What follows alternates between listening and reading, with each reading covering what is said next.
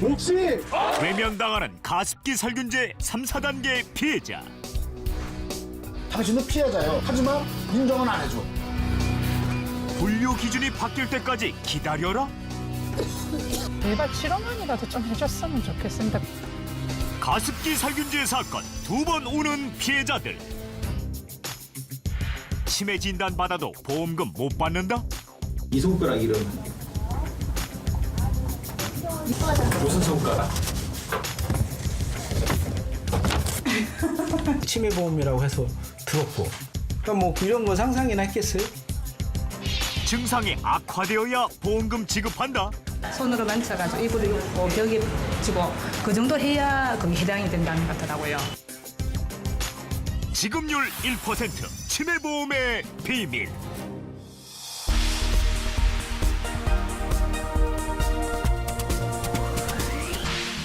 안녕하세요. 똑똑한 소비자 리포트 고민정입니다. 전 국민을 충격에 빠뜨렸던 가습기 살균제 사건. 현재까지 가습기 살균제로 인한 피해를 신고한 사람은 약 5,300여 명. 이 중 사망자는 1,100여 명에 이르고 있습니다. 올해는 가습기 살균제 사건의 전환점이 된 해입니다. 사건이 세상에 알려진 지 5년 만에 검찰 수사가 이뤄졌고 최대 가해 기업인 옥시가 일부 피해자들에 대해 배상안을 내놓기도 했습니다. 그런데 이 모든 과정에서 철저히 외면당하고 있는 피해자들이 있습니다. 가해 기업의 사과와 배상, 정부의 지원도 받지 못한 채 사각지대에 놓인 피해자들의 고통을 최진영 PD가 취재했습니다. 제5차 촛불 집회가 열린 지난 12월 3일. 광화문 광장 한쪽에 가습기 살균제 피해 가족과 시민단체 회원들이 나왔습니다. 가습기 살균제 특별법 통과를 촉구하기 위해서입니다. 가습기 살균제 사명 부탁드립니다. 시민들은 가습기 살균제 특별법 제정에 서명으로 힘을 보탰습니다. 매스컴 같은 데 보면은 아직도 피해자가 많은데 그 인정을 잘 안 되고 있는 것 같아서 그래서 했어요. 지금 이 옥시에 대해서 이 가습기 살균제에 대해서 국민들은 대다수는 다 잊어버렸을 거예요. 많은 규명을 해야 되겠죠. 김미란 씨는 지난해 가습기 살균제 때문에 아버지를 잃었습니다. 지금 1, 2단계로 판정받으신 분만 피해자로 인정되었기 때문에 3, 4단계는 전혀 보상이 제외됐고 피해자로 봐주질 않으시는 거예요. 그래서 피해자로 인정받아야 되고. 이들의 힘겨운 싸움은 왜 계속되고 있는 걸까?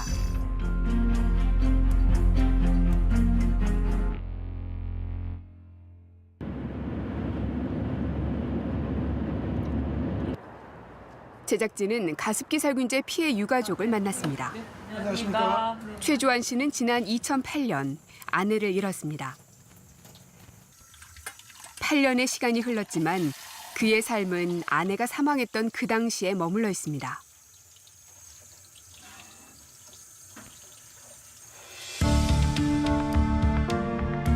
가습기 살균제 사건이 처음 알려진 2011년부터 그는 피해자들의 억울함을 호소해왔습니다. 최 씨는 8년간 간직해온 물건이 있다고 했습니다.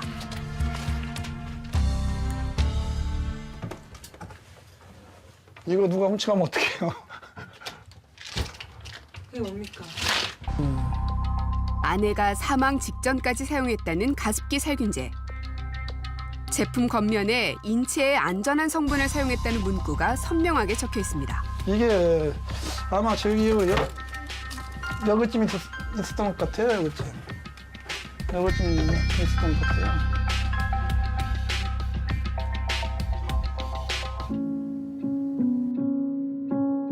아내 김영금 씨는 식당 일과 집안일을 병행하면서도 항상 건강했다고 합니다. 환절기마다 가습기를 썼던 아내. 살균제는 2년 넘게 사용했습니다. 그러던 중 기침 증상이 시작됐다고 합니다.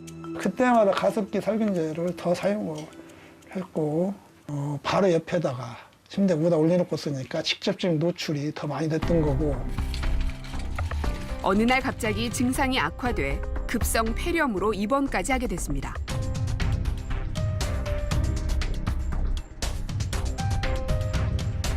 입원 당시 최 씨 아내의 폐 사진입니다.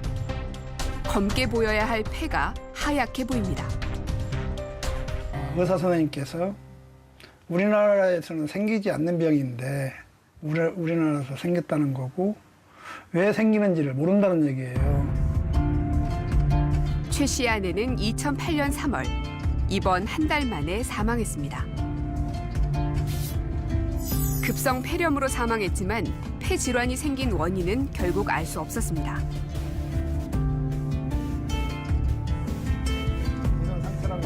그런데 3년이 지난 뒤 최 씨는 뜻밖의 이야기를 들었습니다. 연구를 해보라고 그랬거든요, 사실. 조카 며느리가 작은아빠 작업만 쓰는 걸 봤는데 가습기 살균제로 세상 뜬 거 아니냐 그런 얘기도 듣고 나도 방송을 보고 알아가지고 아내의 사망이 가습기 살균제와 연관됐다고 생각한 최 씨는 2011년 피해 신고를 했습니다. 피해 신고 후 최 씨가 아내의 사망 조사 결과를 회신받는 데는 3년이 걸렸습니다. 그런데 피해 판정 통보서에는 가습기 살균제 피해 가능성이 낮다고 적혀 있었습니다.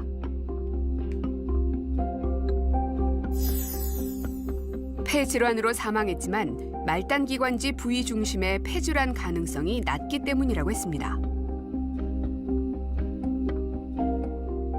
판정이 나왔을 때 3단계 판정. 그러니까 1단계하고 1단계는 확실시 된다. 2단계는 영향이 많이 받았다.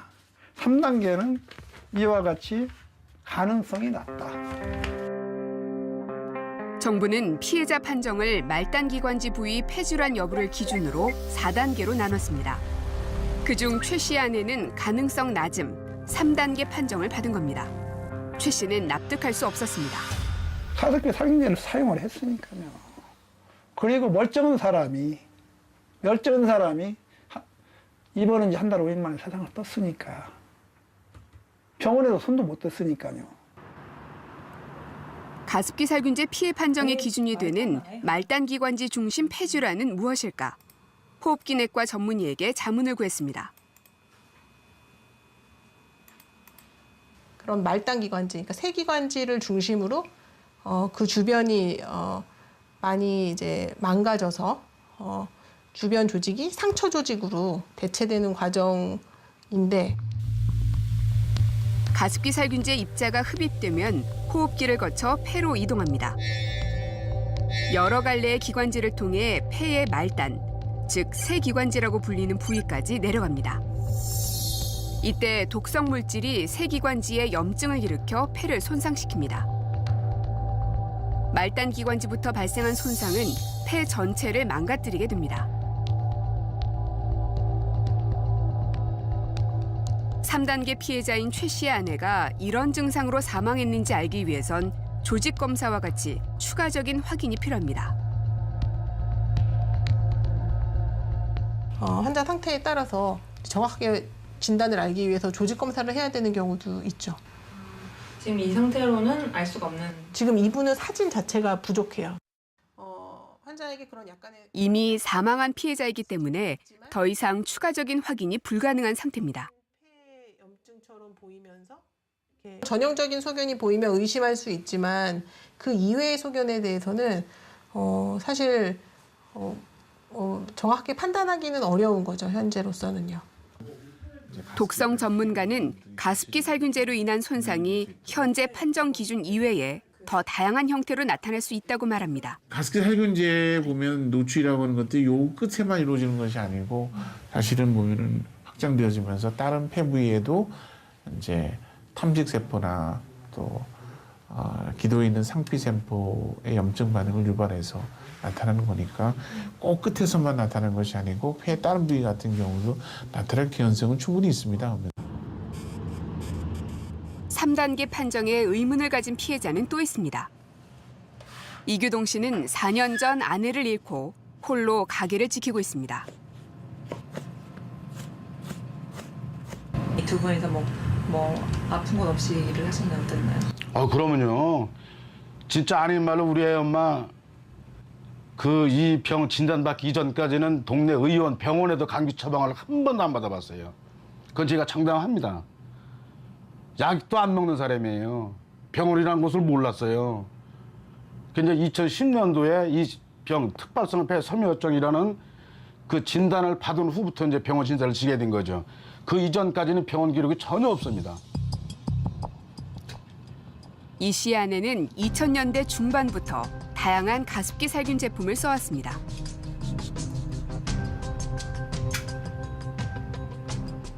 이것만 쳐다봐도 그냥 눈물이 납니다. 그렇게 멀쩡했던 사람이 이 제품 하나로 인해서 생이 바뀐다는 게 이게 도대체가 이게 있을 수 있는 얘기입니까 이게? 이 씨의 아내 정혜숙 씨는 2010년 원인 불명의 폐렴 진단을 받았습니다. 그리고 2년 만에 사망했습니다.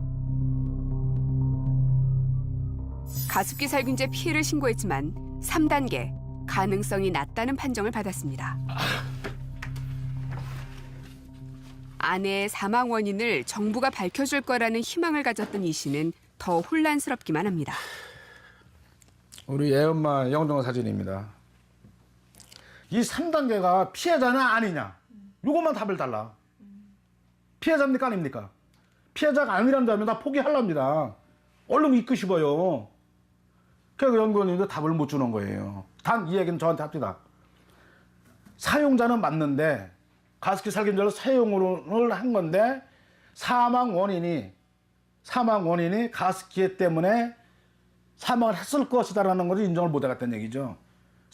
사용을 한 건 맞대요. 3단계가 그런 사람들이거든요. 가습기 살균제 사용 후 폐질환으로 사망했는데도 왜 이렇게 피해가 인정되지 않는 걸까?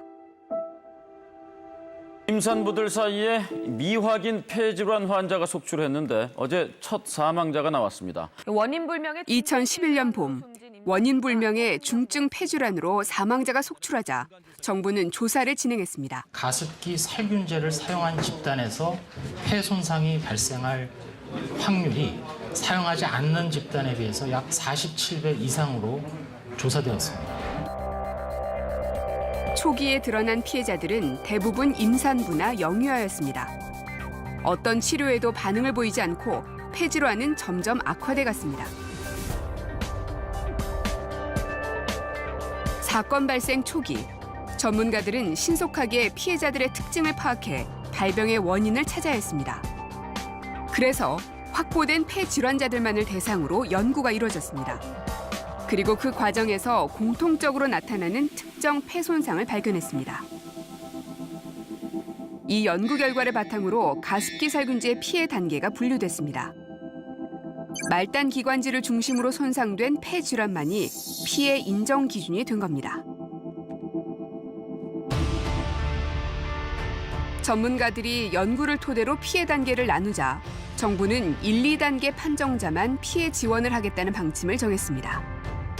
이 때문에 현재까지 1, 2단계만 피해자로서 지원을 받을 수 있게 됐습니다. 그러니까 3단계, 4단계 판정을 받은 피해자들은 가습기 살균제로 인한 피해가 아니고 다른 원인이다라고 받아들여질 수밖에 없는 그런 결과예요. 근데 과연 그런가? 이분들도 다 가습기 살균제를 사용한 이후에 발생한 문제다. 하지만 그게 지금 정부가 갖고 있는 초기의 역학조사의 근거가 됐던 판정 기준에 부합하는 정도만 다를 뿐이다. 라는 거죠. 정부는 피해 신고를 계속 받고 있지만 판정 기준은 여전히 그대로입니다.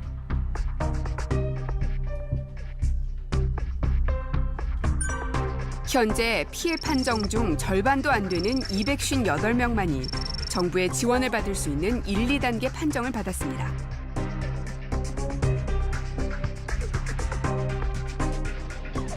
정부 지원에서 소외된 피해자들의 고통은 계속되고 있습니다.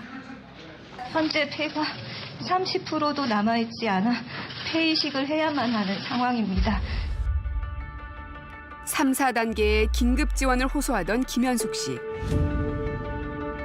기자회견 2달 만에 결국 안타까운 죽음을 맞이했습니다. 특정 폐질환이 아니란 이유로 피해자로 인정받지 못한 채 사망하게 된 겁니다.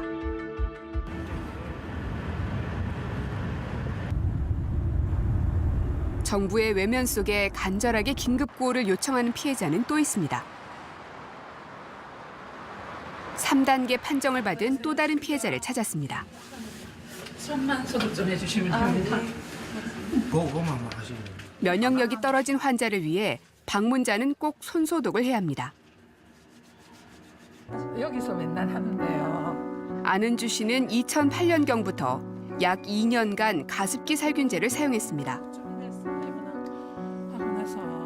가벼운 기침으로 시작된 증상은 병원 치료에도 불구하고 중증 폐질환으로 악화됐습니다. 안 씨는 폐 이식을 받은 후에도 하루에 3번씩 약물을 흡입하는 호흡기 치료를 계속하고 있습니다. 응급 상황에 대비해 집안에 산소통을 항상 구비해 두고 있습니다.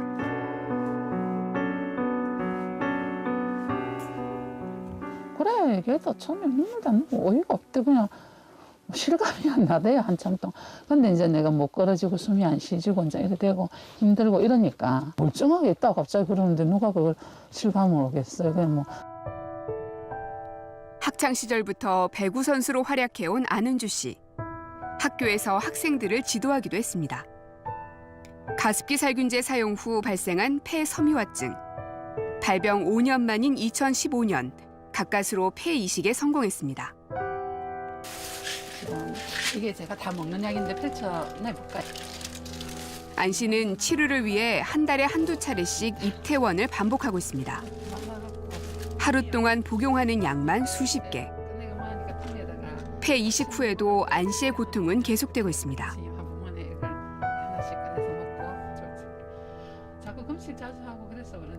병마와 싸우기도 버거운 안 씨에게 막대한 치료비는 큰 부담입니다. 이러는 그 입원하셔서 이렇게 좀 많이 나오는 건가요? 약.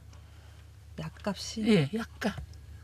150만 원, 예, 150, 약값. 160만 원 약값이. 한 달. 그게 2달 되면요, 300만 원으로 가거든요. 약값. 지난 5년간 병원 치료를 해오면서 안 씨 가족에겐 2억 원이 넘는 빚이 생겼습니다. 산소기를 하고 있는 사람 얼마나 많은지 제가 파악이 안 돼 잘 모르겠어요. 근데 그 사람들이 병원 다 못 가보고 지금 계속 죽는 거고, 저 같은 입장은 뭐 어째 진짜 남편이 잘 만나 가족을 잘 만나가 빚을 내갖고 이식까지는 받았는데 뒤에 계속 이렇게 돈이 많이 들 줄은 몰랐습니다. 그러니까 이제 더 치료할 돈이 없어갖고 여기서 또 힘든 상태고 뭐 빚은 적게 낳고라도, 저희 같은 경우는 솔직히 좀 제일 바라는 거는 지금 우선에 병원이라도 좀 보내줬으면 좋겠다는 거고. 폐 이식을 받았지만 아직은 걷는 것이 힘든 안은주 씨.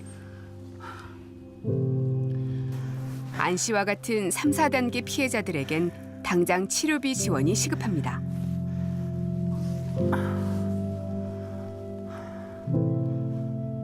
보상 이런 것도 물론 해야 되겠지만 그건 나중에 문제고, 병원 갈 수 있게끔, 그래도 산소기 좀 마음대로 쓸 수 있게끔 그거 큰 거 아니라고 생각하는데 좀 해주셨으면, 먼저 지원 좀 해주셨으면 좋겠습니다. 아까 저 질의 들어가기 전에 지난 5월 국회에서도 정부의 피해 판정 기준에 문제가 있다는 지적이 제기됐습니다. 이후의 경우에도 폐섬유화의 질환으로 한정되는 게 아니라 다양한 증상들이 있다. 그러면 피해 범위를 정확히 알아야 무슨 대책을 세우고 할 거 아니겠습니까? 그 범위를 정하기 위해서 지금 2014년 이미 7월부터 근거 모니터링을 자료들이 하고 다 시작하고 나왔다고요. 있습니다.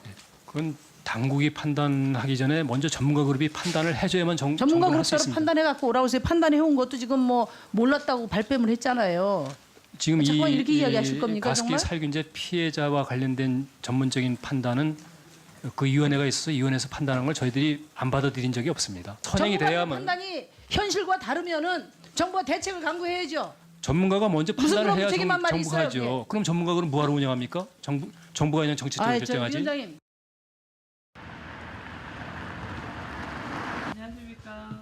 가습기 살균제 사건 초기부터 관여해온 전문가를 만났습니다. 당시 폐손상조사위원회 위원장이었던 백도명 교수는 가습기 살균제 피해자 구제에 앞장서온 보건 전문가입니다.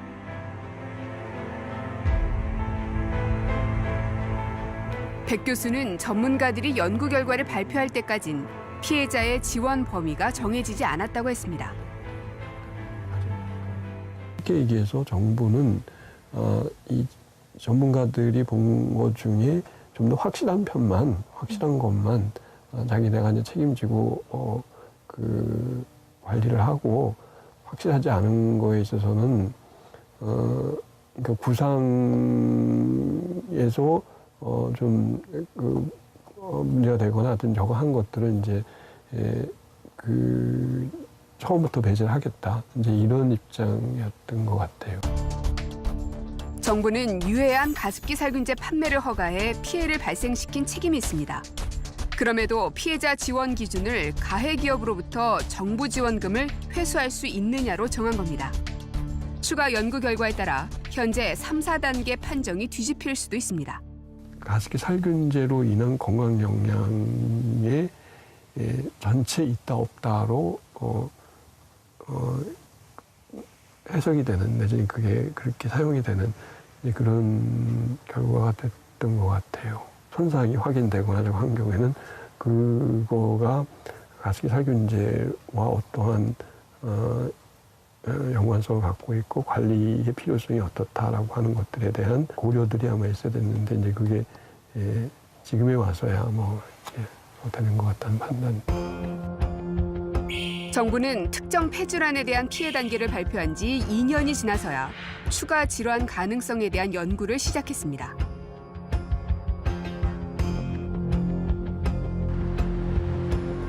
주무부처인 환경부를 찾아 특정 폐질환 이외의 질환에 대한 후속 연구가 늦어진 이유에 대해 물었습니다. 2015년 12월 달이라고 쳐도 1년 6개월이거든요. 늦다고 생각하지 않으시나요? 골든타임일 수도 있잖아요.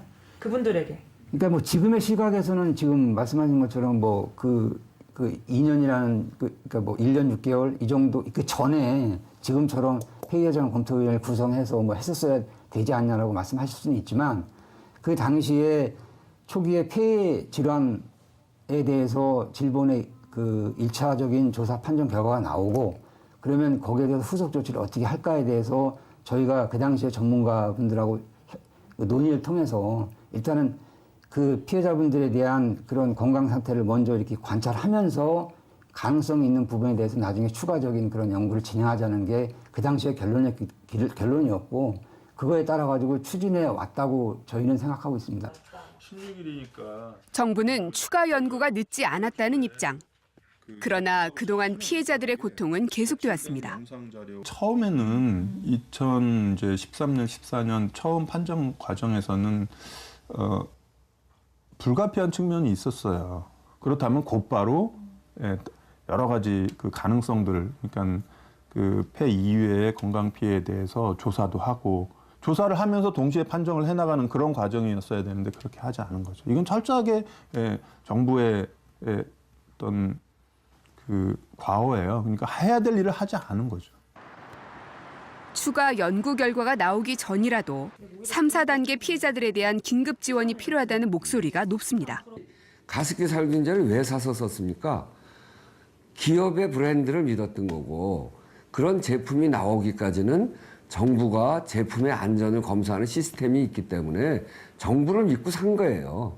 기업과 정부를 믿고 사서 쓴 거라면 그러다가 영문도 모르게 죽어간 거예요.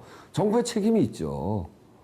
그 정부의 책임을 가지고 지금 긴급 지원해야 될 부분들에 대해서는 긴급 지원해야 되는데 아주 협소하게 정한 피해 범위를 가지고 그 이외의 것은 아무것도 못하겠다 얘기하는 거는 정말 무책임한 정부입니다. 가습기 살균제 사건이 세상에 알려진 지 5년. 피해의 고통과 정부의 무관심 속에 이중고를 겪고 있는 피해자들의 눈물을 더 이상 외면해서는 안 될 것입니다. 가습기 피해 신고자 5,300여 명 중 정부 지원을 받을 수 있게 된 1, 2단계 피해자는 올해 8월을 기준으로 258명에 불과합니다. 피해 판정이 계속 진행 중이라고는 하지만 지금의 분류 기준으로는 가습기 살균제 피해를 인정받는 경우는 제한적일 수밖에 없습니다. 정부는 독성 물질이든 화학 제품의 판매를 허용하고 수많은 사상자가 날 때까지 방치했습니다. 그리고 원인이 일부 규명된 후에도 부처 간 책임 떠넘기기에 급급해 종합적인 원인 조사와 피해 구제의 골든타임을 놓쳐버렸습니다. 그런데도 정부는 지금도 구상권 확보를 원칙으로 일부 피해자만을 인정해 지원하고 있습니다. 황교안 대통령 권한대행은 지난 수요일 국회 대정부 질문 답변에서 가습기 살균제 사태는 원인을 제공한 가해 기업이 책임을 져야 하기 때문에 피해 구제기금 조성 등의 국가 재정을 투입할 의사가 없음을 다시 한번 밝혔습니다. 국민의 생명과 건강을 보호하는 일에 정부가 책임지려 하지 않는다면 국가의 존재 이유는 무엇일까요? 정부는 지금이라도 이번 사건의 종합적인 원인 분석이 끝날 때까지 3, 4단계 가습기 살균제 피해자들에 대한 구제 대책을 세우고 실행해야 할 것입니다.